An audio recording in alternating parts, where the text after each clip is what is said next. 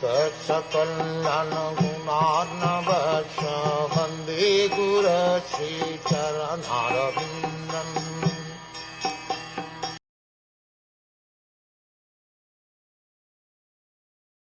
Worshippers of the Hiranyagarbha expansion of the personality of Godhead remain within this material world until the end of 2 paradas, when Lord Brahma also dies. One dissolution is at the end of Brahma's day, and one is at the end of Brahma's life. Brahma dies at the end of 2 paradas, at which time the entire material universe is dissolved.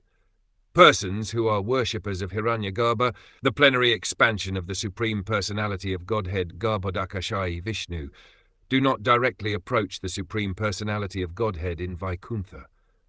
They remain within this universe on Satyaloka or other higher planets until the end of the life of Brahma. Then, with Brahma, they are elevated to the spiritual kingdom. The words Parasya Parasintaka mean always thinking of the Supreme Personality of Godhead, or being always Krishna-conscious. When we speak of Krishna, this refers to the complete category of Vishnu Tattva.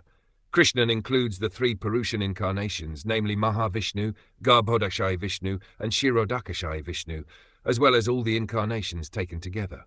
This is confirmed in the Brahma Samhita. Ramadi Murtishu Kala Niyamana Tishtan. Lord Krishna is perpetually situated with his many expansions, such as Ram, Nrisimha, Vaman, Madhusudan, Vishnu and Narayan. He exists with all his plenary portions and the portions of his plenary portions, and each of them is as good as the Supreme Personality of Godhead. The words Parasya Parasintaka mean those who are fully Krishna-conscious.